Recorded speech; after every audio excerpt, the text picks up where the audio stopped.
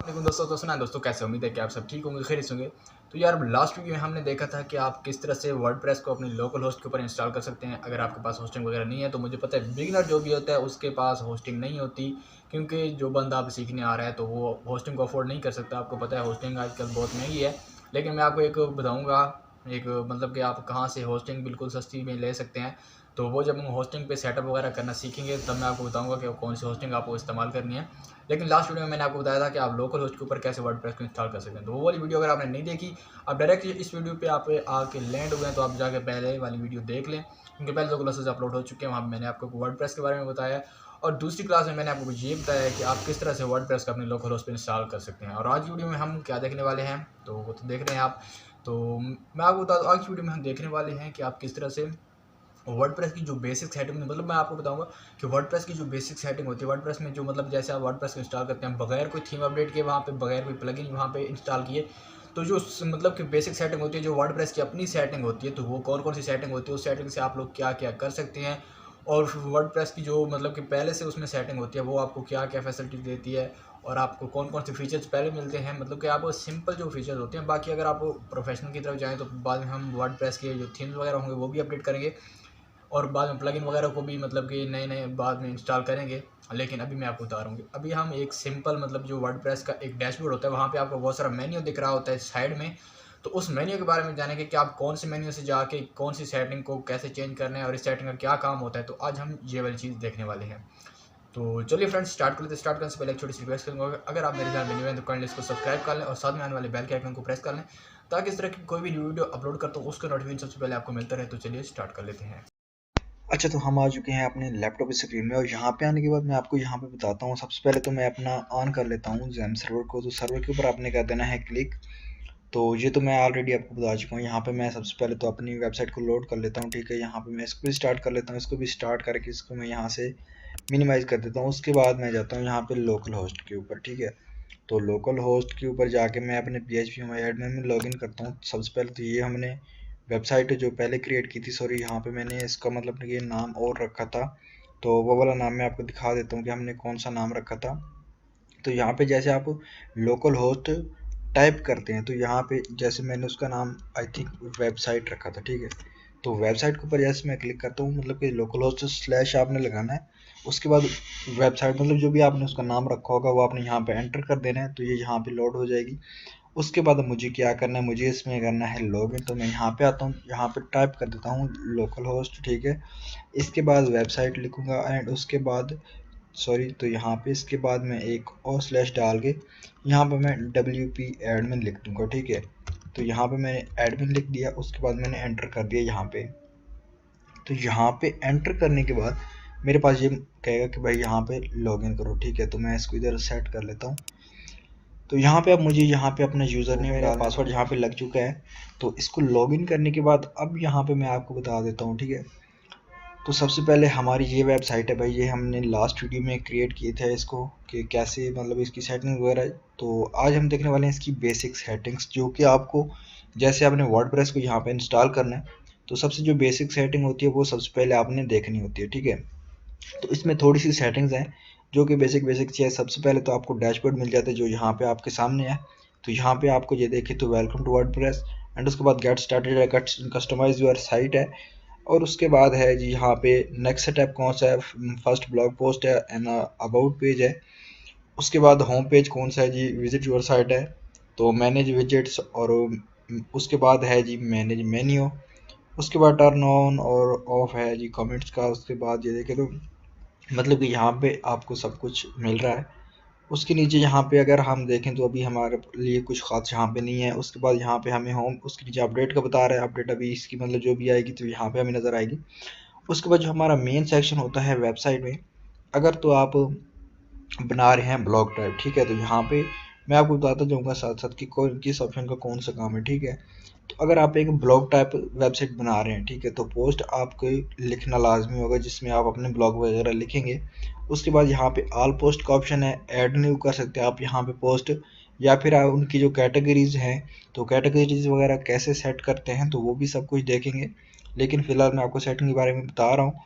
बाकी कैटेगरीज वगैरह को ऐड कैसे करते हैं, नीचे टैग्स हैं तो टैग कैसे लगाते हैं, पोस्टिंग कैसे ऐड करते हैं, एसईओ फ्रेंडली और एसईओ इसकी कैसे करते हैं ऑन पेज ऑफ पेज, तो वो बहुत आगे की चीज़ें हैं। लेकिन यहाँ तक मैं आपको जस्ट मतलब कि सेटिंग्स के बारे में बता देता हूँ। यहाँ से ये पोस्ट वाला सेक्शन, यहाँ से आप पोस्ट को ऐड कर सकते हैं, उसकी कैटेगरी को वहाँ पे लगा सकते हैं, उसके बाद उसके टैग्स वगैरह मतलब उसकी एसईओ वगैरह भी कर सकते हैं। यहाँ पे हमारा मीडिया रहता है, ठीक है। तो मीडिया में क्या होता है, मीडिया में आप जो भी वेबसाइट में तस्वीरें वगैरह यूज़ करते हैं, या फिर आप कोई वीडियो यूज़ कर रहे हैं, ऑडियो यूज़ कर रहे हैं, या फिर आप कोई फाइल्स वगैरह यूज़ कर रहे हैं, वो आपकी मीडिया में रहती है, ठीक है। जैसे मीडिया के ऊपर मैं क्लिक करता हूँ तो यहाँ पे अभी मेरे पास मीडिया में कुछ भी नहीं है। यहाँ पे जैसे मैं ऐड न्यू करता हूँ तो यहाँ पे ये देखें तो कहते हैं अपलोड करें फाइल को, maximum upload file size is 40 MB, ठीक है। तो यहाँ पे मतलब आप 40 MB की फाइल को अपलोड कर सकते हैं, जिसको आप जहाँ पे वेबसाइट में मर्जी यूज़ करना चाहें तो वो आप इजीली उसको यूज़ कर सकते हैं, ठीक है। उसके बाद यहाँ पे लाइब्रेरी का ऑप्शन है, मतलब कि यहाँ पे पहले आपने चीज़ें अपनी ऐड करके रखी हुई हैं मीडिया से, ठीक है। तो आप यहाँ पे जैसे लाइब्रेरी में क्लिक करेंगे वो सारी चीज़ें आपको शो हो जाएंगी। अब आप हर बार तो नहीं उसमें मतलब कि अपलोड करते रहेंगे, आपने एक ही बार अपलोड करके रख लेनी है, तो बार बार आप यहाँ से भी देख सकते हैं, ठीक है। जो भी आप चीज़ उधर से डाउनलोड करेंगे गूगल वगैरह से, आप जो इमेजेस वगैरह डाउनलोड करते हैं यहाँ पे अपलोड करके रखते हैं, यहाँ से आप उसको कहीं पे भी वेबसाइट में इंसर्ट करवा सकते हैं, ठीक है। उसके बाद यहाँ पे हमें सेक्शन मिलता है पेजेस का। तो पेजेस में ऑल पेजेस है और ऐड न्यू पेजेस है, ठीक है।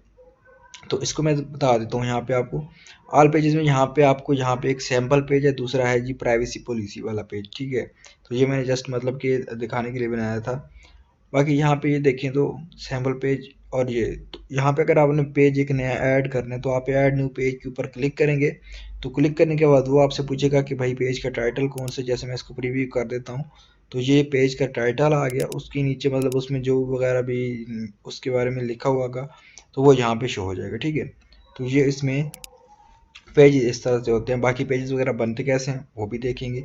उसके बाद यहाँ पे कमेंट्स का सेक्शन आता है, जो भी आपकी वेबसाइट के ऊपर कमेंट्स होते हैं तो वो आपको यहाँ पे शो होंगे। तो ये देखें ए वर्डप्रेस कमेंटर, तो ये मतलब कि जैसे आप करते हैं इसको वर्डप्रेस को इंस्टॉल करते हैं, ये आपको मिल जाता है पहले ही कमेंट, ये वर्डप्रेस वालों की तरफ से होता है। यहाँ पे ये देखें तो आप इसको अनअप्रूव भी कर सकते हैं, मतलब या फिर आप इसको रिप्लाई कर सकते हैं, एडिट कर सकते हैं, स्पैम में कर सकते हैं, या फिर इसका कमेंट बिल्कुल डिलीट ही कर सकते हैं, ठीक है।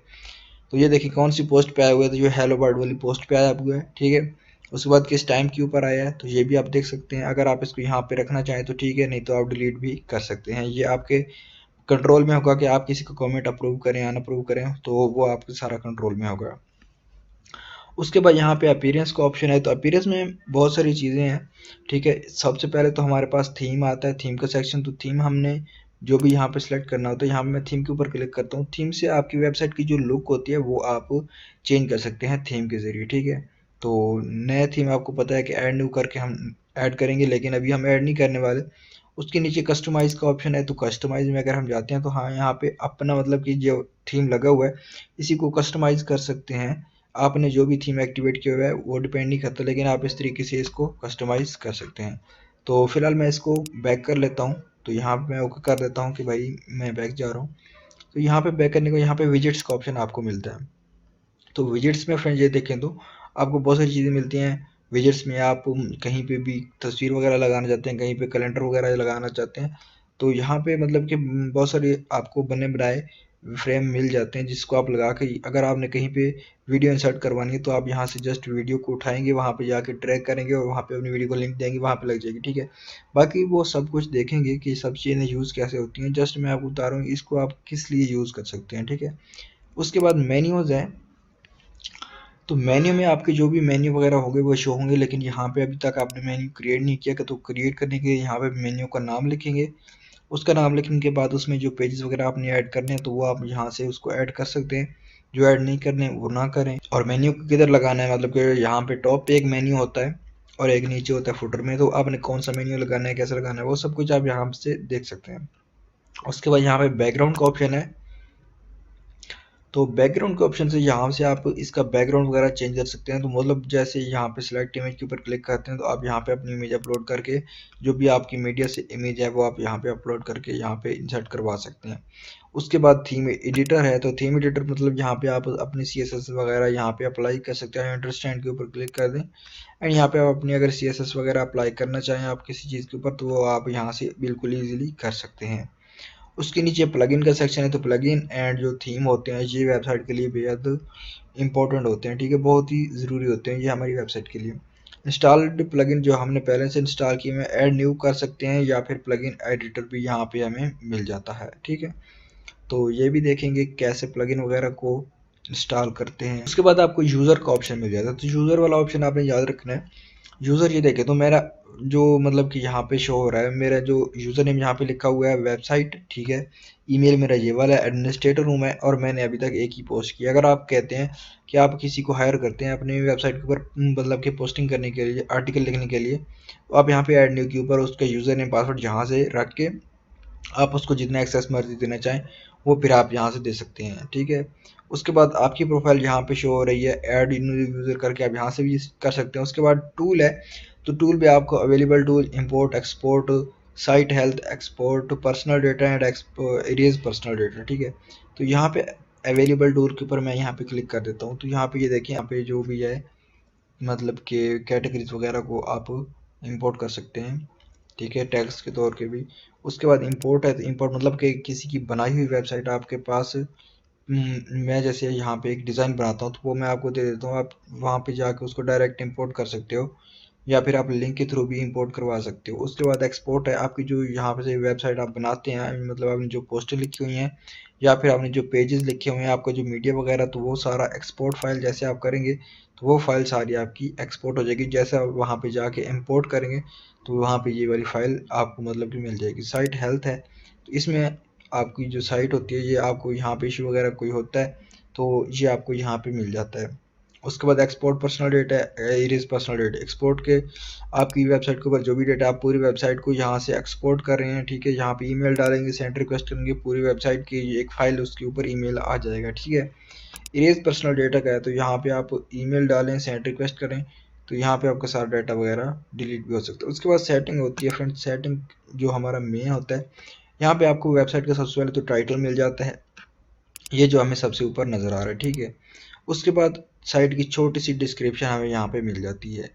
उसके जो यूआरएल है तो वो लोकल होस्ट के ऊपर है अभी, ठीक है। तो ये फिर कैसे मतलब कि यहाँ पे चेंज करना होता है जब आप इसको होस्टिंग के ऊपर लेके जाते हैं, तो वो हम बाद में देखेंगे जब हम इसको होस्टिंग के ऊपर लेकर जाएंगे, ठीक है। यहाँ पे आपको मिल जाता है एडमिनिस्ट्रेटर का ईमेल, ठीक है। उसके बाद एनीवन कैन रजिस्टर, जो भी आपकी वेबसाइट के ऊपर बंदा आए, लैंड करे, उसको पहले रजिस्टर करना चाहिए, या फिर इसी तरह वो आपकी वेबसाइट को यूज़ कर सके, तो वो आपने यहाँ पे अगर रजिस्टर करवाना चाहते हैं तो यस करें, नहीं तो आप इसको अनचेक रहने दें, ठीक है। न्यू यूज़र डिफ़ॉल्ट रोल उसका क्या होना चाहिए, सब्सक्राइबर होना चाहिए, ऑथर होना चाहिए, एडिटर या एडमिनिस्ट्रेटर तो वगैरह वो आप यहाँ पे देख सकते हैं, तो आपको यहाँ पे सब्सक्राइबर ही रखना है। उसके बाद टाइम जोन आपने अपने हिसाब से यहाँ पे सेट कर लेना है। तो उसके बाद नीचे अगर हम आते हैं, यहाँ पे डेट फॉर्मेट आपको यहाँ पे नज़र आ रहा है, तो डेट फॉर्मेट में अगर जो भी आप डेट रखना चाहते हैं वो आप यहाँ पे रख सकते हैं। टाइम फॉर्मेट यहाँ से आप सेट कर सकते हैं, ठीक है। तो उस ये देखें तो आपका वीक कहाँ से स्टार्ट हो, मंडे से, या जिस डे से आप स्टार्ट करवाना चाहते हैं वो आप यहाँ पे रख सकते हैं। उसके बाद यहाँ से इसको सेव चेंज करना है तो ये वाली सेटिंग चेंज हो जाएगी, ठीक है। उसके बाद राइटिंग, तो यहाँ पे सॉरी मैंने क्लिक कर दिया है, सेटिंग्स पे क्लिक करता हूँ और यहाँ पे राइटिंग वाले सेक्शन में जाते हैं। तो राइटिंग वाले सेक्शन में डिफ़ॉल्ट जो पोस्ट है उसकी कैटेगरी कौन सी होगी, तो वो अनकैटेगराइज है, तो यहाँ पे आप जो भी फिर कैटेगरीज वगैरह ऐड करेंगे वो यहाँ पे शो हो जाएंगी। तो डिफ़ॉल्ट पोस्ट जो होगी वो आप कहाँ पे भेजना चाहते हैं तो वो फिर आप यहाँ पे इसको बता सकते हैं। जो डिफ़ॉल्ट पोस्ट है उसका फॉर्मेट क्या है, ठीक है, तो ये आप यहाँ पे इसको बता सकते हैं। तो यहाँ पे मैं आपको बता दूँ इसका क्या काम होता है। डिफ़ॉल्ट पोस्ट का जो फॉर्मेट होता है ये कहाँ पे काम आता है, जैसे आपके मोबाइल में होता है कि आप सिग्नेचर लगा दें मैसेज में, जैसे आप कोई मैसेज करते हैं तो उसके एंड पे आपने जो सिग्नेचर लगाया होता है तो वो वहाँ पे उसके साथ ऑटोमेटिकली चला जाता है। तो इस तरह यहाँ पे पोस्ट के साथ यही होगा, आप नीचे अपना ईमेल वगैरह जो भी आप लगाना चाहते हैं या फिर अपनी वेबसाइट का जो नाम है या फिर उसका जो टैग होता है, लोगो वगैरह होता है, तो वो आप यहाँ पे आप मतलब डिफ़ॉल्ट पोस्ट में लगा रहे, जो भी आप पोस्ट कर रहे हैं उसके साथ वो ऑटोमेटिकली लग जाएगा, ठीक है।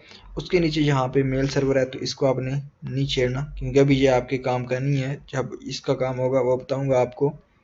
तो उसके बाद क्या है कि रीडिंग के ऊपर क्लिक करते हैं, तो कि यहाँ पे ये यूर होम पेज डिस्प्ले, जो लेटेस्ट पोस्ट या स्टैटिक पेज आप यहाँ पे क्रिएट करना चाहते हैं। अगर स्टैटिक पेज करते हैं, स्टैटिक पेज कौन सा होता है, जहाँ पे अब मैंने जो भी पेज बनाया हुआ है सैम्पल पेज, मतलब कि आप एक वेबसाइट बनाते हैं जिसका एक ही पेज होता है, जिसके मतलब अदर जिस तरह ये वेबसाइट है इसके, अब मैं किसी पोस्ट के ऊपर क्लिक करता हूँ, जैसे कि आप मान लें यहाँ पे सैम्पल पेज लिखा हुआ है, इसके ऊपर मैं क्लिक करके न्यू पेज में ओपन कर लेता हूँ इसको, ठीक है। तो यहाँ पे एक सैम्पल पेज वाला, जैसे आप सैम्पल पेज यहाँ पे ओपन हो रहा है, लेकिन हमारी जो वेबसाइट है उसका होम पेज ये वाला है। यहाँ पे हेलो वर्ड की हमें पोस्ट शो हो रही है, लेकिन यहाँ पे हमें सैम्पल पेज शो हो रहा है। अगर आप चाहते हैं कि आपका ये जो सैम्पल पेज है इस तरह का, अगर आपने अपनी तरफ से एक पेज बनाया हुआ है, तो आप चाहते हैं कि जो भी बंदा वेबसाइट की डोमेन को टाइप करे, जस्ट लोकल होस्ट वेबसाइट, मतलब यहाँ पे जो भी आपकी डोमेन होते हैं उसको टाइप करे और वो इस पेज के ऊपर लैंड करे, ये आपका होम पेज बन जाए, तो फिर आपने ये वाला ऑप्शन यूज़ करना है। स्टैटिक पेज के ऊपर क्लिक करके होम पेज ये वाला सेलेक्ट करना है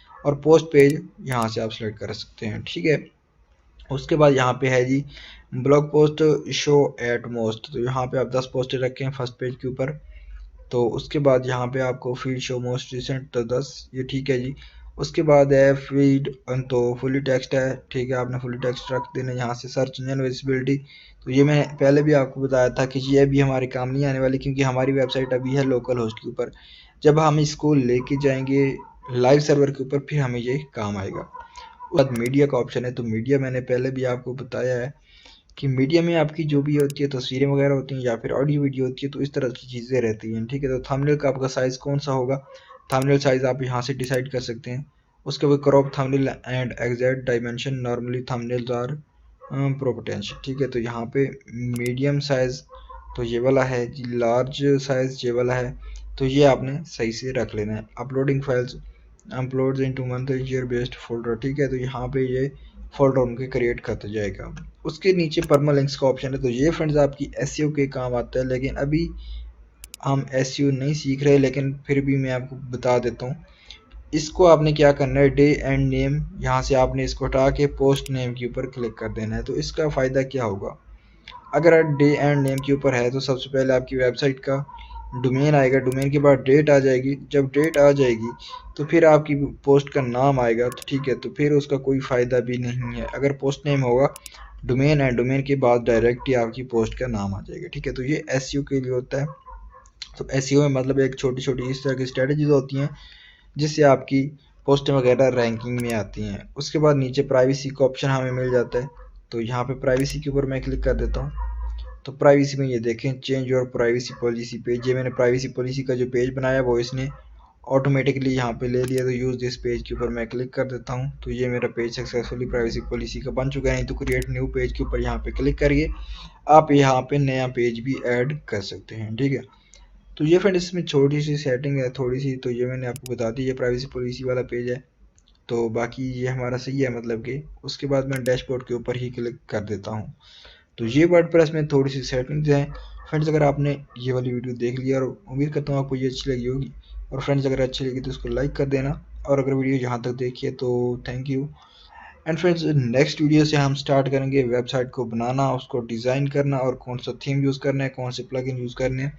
तो नेक्स्ट वीडियो से हम सब कुछ स्टार्ट करने वाले हैं। तो आज की वीडियो में इतना ही, फिर मिलते हैं अगली वीडियो में, तब तक के लिए अल्लाह हाफिज़।